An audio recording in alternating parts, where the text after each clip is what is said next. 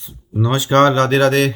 स्वागत है आपका हमारे ज्योतिषीय चैनल RPSH 14 में।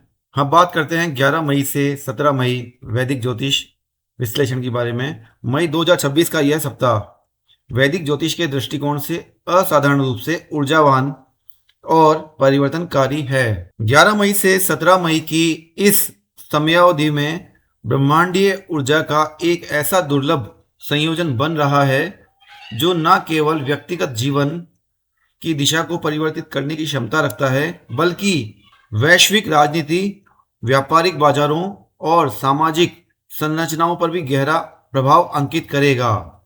इस सप्ताह के भीतर कई प्रमुख ग्रहों का राशि परिवर्तन गोचर संपन्न हो रहा है। इस सप्ताह की शुरुआत 11 मई 2026 को सेनापति ग्रह मंगल के अपने स्वराशि मेष में गोचर से हो रही है। मेष राशि में मंगल का प्रवेश रुचक महापुरुष राजयोग का निर्माण करता है, जो पराक्रम, साहस और त्वरित निर्णय लेने की क्षमता को चरम पर ले जाता है। मंगल ऊर्जा, रक्त, युद्ध और अचल संपत्ति का कारक है, अतः इसका यह गोचर स्थिरता के बजाय आक्रामकता और गतिशीलता को जन्म देगा। इसके बाद 14 मई को सौंदर्य, विलासिता और भौतिक सुखों के कारक ग्रह शुक्र का वृषभ राशि से निकलकर मिथुन राशि में प्रवेश होगा। मिथुन राशि में शुक्र का गोचर कूटनीतिक संवाद, बौद्धिक रचनात्मकता और रिश्तों में लचीलेपन को बढ़ावा देता है। 15 मई 2026 का दिन ज्योतिषीय दृष्टि से अत्यंत सघन है, क्योंकि इस दिन आत्मा के कारक सूर्य और बुद्धि के कारक बुध दोनों ही मेष राशि से निकलकर वृषभ राशि में प्रवेश करेंगे। वृषभ राशि में सूर्य का गोचर वृषभ संक्रांति कहलाता है, जो सत्ता और प्रशासन में स्थायित्व लाने का प्रयास करता है। इसी राशि में सूर्य और बुध की युति से बुधादित्य राजयोग का निर्माण होगा। यह योग आर्थिक बुद्धिमत्ता, निवेशी समझ और व्यावसायिक योजनाओं को धरातल पर उतारने के लिए अत्यंत शुभ माना जाता है। इन तीव्र गोचरों के समानांतर न्याय के देवता शनि अपनी स्वराशि मीन में रहकर धीमी गति से अनुशासन और कर्मों का हिसाब कर रहे हैं। देवगुरु बृहस्पति मिथुन राशि में ज्ञान और विस्तार का संचार कर रहे हैं, जबकि कुंभ राशि में राहु और सिंह राशि में केतु की उपस्थिति अप्रत्याशित और भ्रमित करने वाली ऊर्जाओं का निर्माण कर रही है। वीडियो को अंत तक देखें, अंत में महा उपाय भी बताए जाएंगे हर राशि के, और लाइक और सब्सक्राइब शेयर करना ना भूलें। सभी की भलाई हो, ऐसा काम हमें करना ही चाहिए। बात करते हैं 15 मई को जब सूर्य वृषभ राशि में प्रवेश करेगा, तो यह राजनीतिक लीडरशिप और प्रशासनिक संरचनाओं में एक नई प्रकार की ऊर्जा का संचार करेगा। सूर्य सत्ता, पहचान और सर्वोच्च अधिकार का प्रतिनिधित्व करता है, जबकि वृषभ एक पृथ्वी तत्व की स्थिर राशि है। इस गोचर के प्रभाव से सरकार अपनी नीतियों में लोक लुभावन घोषणाओं के बजाय ठोस बुनियादी ढांचे और दीर्घकालिक आर्थिक स्थिरता पर ध्यान केंद्रित करेगी। दूसरी ओर 11 मई को मंगल का मेष राशि में प्रवेश भारत के रक्षा क्षेत्र, सीमा सुरक्षा और विदेश नीति में अभूतपूर्व आक्रामकता और स्पष्टता लाएगा। मेष राशि में मंगल सैन्य शक्ति के प्रदर्शन और कूटनीतिक मोर्चे पर कड़े कदम उठाए जाने की संभावना को प्रबल करता है। वित्तीय बाजारों और व्यावसायिक क्षेत्रों के लिए यह सप्ताह अत्यंत उतार चढ़ाव और नई संभावनाओं से भरा है। 15 मई को बुध का वृषभ राशि में गोचर एक ऐसे दौर की शुरुआत करेगा जहां व्यापारिक सोच अधिक व्यावहारिक और जमीनी हो जाएगी। शेयर बाजार में निवेश करने वालों के लिए यह त्वरित लाभ के बजाय धीमी लेकिन स्थिर प्रगति का समय होगा। मई के मध्य से वैश्विक और राष्ट्रीय परिस्थितियों के साथ साथ बाजार में फैलने वाली अफवाहों का गहरा प्रभाव देखने को मिलेगा। ज्योतिषीय और बाजार विश्लेषण के अनुसार इस सप्ताह मीडिया, फार्मास्यूटिकल, बैंकिंग और सॉफ्टवेयर सेक्टर के शेयरों पर दबाव बना रह सकता है। इन क्षेत्रों में इन्वेस्टर्स को कुछ अस्थिरता का सामना करना पड़ सकता है। इसके विपरीत मंगल और सूर्य के प्रभाव स्वरूप automobile, steel, cement, real estate, धातु और ऊर्जा सेक्टर में भारी निवेश और स्थिरता देखने को मिलेगी। मेष राशि में मंगल विशेष रूप से निर्माण और बुनियादी ढांचे से जुड़ी कंपनियों के शेयरों में उछाल लाएगा। बात करते हैं सोना और चांदी की कीमतों के संदर्भ में यह सप्ताह ऐतिहासिक हो सकता है। भू राजनीतिक अस्थिरता के कारण सुरक्षित निवेश के रूप में कीमती धातुओं की मांग में भारी वृद्धि होगी। सोने और चांदी की कीमतों में उछाल दर्ज किया जाएगा। इस सप्ताह का आरंभ कृष्ण पक्ष की नवमी तिथि के साथ हो रहा है, जो दोपहर 3:26 बजे तक प्रभावी रहेगी। तदुपरांत दसवीं तिथि का आरंभ होगा। इस दिन शतभिषा नक्षत्र देर रात 1:28 बजे 12 मई तक रहेगा, जिसके स्वामी राहु हैं। शतभिषा नक्षत्र को 100 चिकित्सकों का नक्षत्र माना जाता है। इस दिन इंद्र योग का निर्माण हो रहा है, जो आत्मविश्वास और नेतृत्व क्षमता में वृद्धि करता है। चंद्रमा कुंभ राशि में गोचर कर रहा है, जो शनि की राशि है। चंद्रमा और शनि का संबंध भावनात्मक अनुशासन की मांग करता है। 11 मई को ही मंगल अपनी स्वराशि मेष में प्रवेश करेगा, जिससे दिन के उत्तरार्ध में ऊर्जा के स्तर में अचानक वृद्धि महसूस होगी।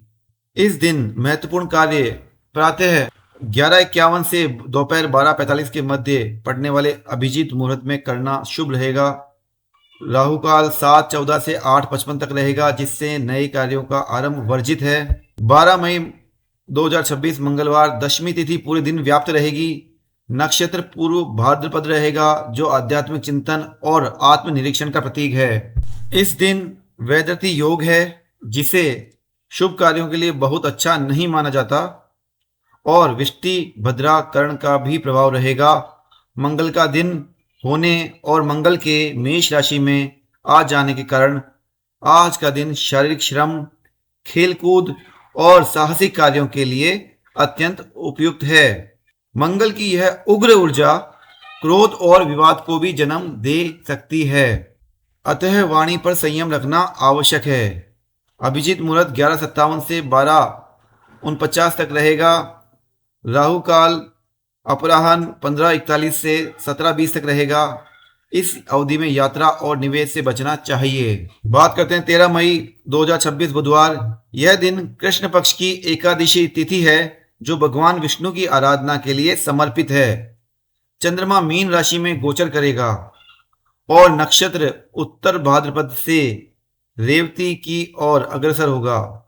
विषकम योग के साथ भव करण का प्रभाव रहेगा। मीन राशि में चंद्रमा का गोचर अत्यधिक संवेदनशीलता, अंतर्ज्ञान और सहानुभूति को जन्म देता है।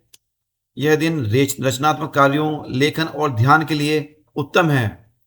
व्यापारिक दृष्टि से भी यह दिन शुभ है। इस दिन अपरा एकादशी का व्रत आरंभ होता है। 14 मई 2026 गुरुवार। यह दिन आध्यात्मिक रूप से अत्यंत महत्वपूर्ण है, क्योंकि इस दिन अपरा एकादशी का व्रत रखा जाएगा। रेवती नक्षत्र और प्रीति योग का सुंदर संयोजन इस दिन को सभी प्रकार के सौहार्दपूर्ण कार्यों के लिए शुभ बनाता है। इस दिन रात्रि में शुक्र वृषभ राशि से निकलकर मिथुन राशि में प्रवेश करेगा। शुक्र का यह गोचर संचार माध्यमों, कला और मनोरंजन उद्योग से जुड़े लोगों के लिए एक नया अवसर लेकर आएगा। यह दिन किसी भी नए कार्य की शुरुआत, शिक्षा संबंधी निर्णय या वाहन खरीदने के लिए अत्यंत श्रेष्ठ है, क्योंकि देवगुरु बृहस्पति के दिन पर शुक्र का गोचर ज्ञान और ऐश्वर्य का अद्भुत संगम प्रस्तुत करता है। 15 मई 2026 शुक्रवार। सूर्य का वृषभ राशि में प्रवेश आज के दिन वृषभ संक्रांति का निर्माण कर रहा है। इसके साथ ही बुध भी वृषभ राशि में प्रवेश करेगा। इस दिन द्वादशी तिथि, अश्विनी नक्षत्र और आयुष्मान योग का प्रभाव रहेगा। अश्विनी नक्षत्र त्वरित ऊर्जा और नई शुरुआत का प्रतीक है। सूर्य और बुध के एक साथ वृषभ राशि में आ जाने से बना बुधादित्य राजयोग आज के दिन को इन्वेस्टमेंट, फाइनेंशियल निवेश वित्तीय योजनाओं की समीक्षा और महत्वपूर्ण व्यावसायिक बैठकों के लिए वर्ष के सबसे शुभ दिनों में से एक बनाता है। राहु काल प्रातः 10:44 से लेकर 12:24 तक रहेगा, अतः इस समय अवधि को छोड़कर दिन का अधिकांश भाग शुभ है। बात करते हैं 16 मई 2026 शनिवार की। यह सप्ताह का सबसे महत्वपूर्ण दिन है क्योंकि इस दिन कृष्ण पक्ष की अमावस्या तिथि है, जिसे शनि जयंती और वट सावित्री व्रत के रूप में मनाया जाएगा। नक्षत्र भरणी साय 5:24 तक रहेगा। तदुपरांत कृतिका नक्षत्र का आरंभ होगा। प्रातः 10:14 तक सौभाग्य योग बना रहेगा, जो मांगलिक कार्यों के लिए अत्यंत शुभ माना जाता है।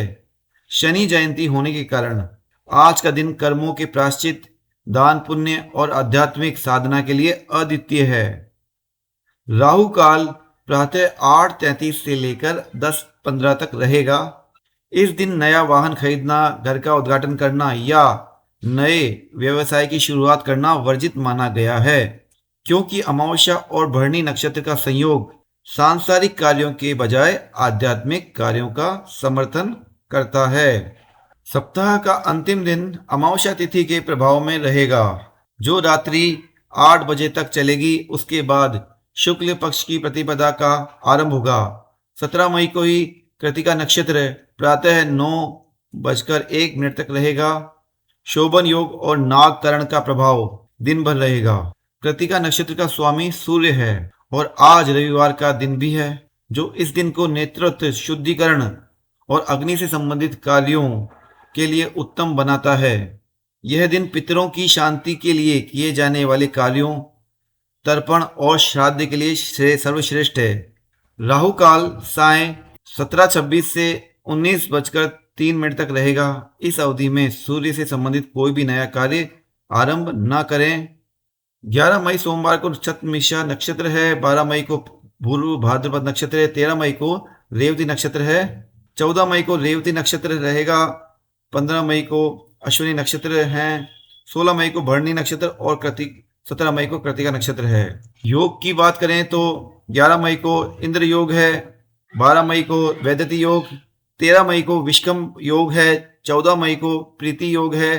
15 मई को आयुष्मान योग है। 16 मई को सौभाग्य योग है। 17 मई को शोभन योग है। विशेष बात है, वट सावित्री व्रत 16 मई को है और 17 मई देव पितृ कार्य हेतु उत्तम है। तो दोस्तों, ये था 7 दिनों का 11 मई से 17 मई तक का प्रतिदिन का विश्लेषण। इसके बाद अगले चरण में हम लाने वाले हैं सभी 12 राशियों का साप्ताहिक विश्लेषण। तो चैनल को लाइक, सब्सक्राइब और शेयर करें ताकि वो हमारी हर वीडियो आपको तुरंत मिल सके आपको। और किसी तरह की हेल्प या समस्या हो तो लाइक, कमेंट, शेयर करें। कमेंट में लिखें अपनी समस्या। राधे राधे, जय श्री राम। मिलते हैं अगले वीडियो में।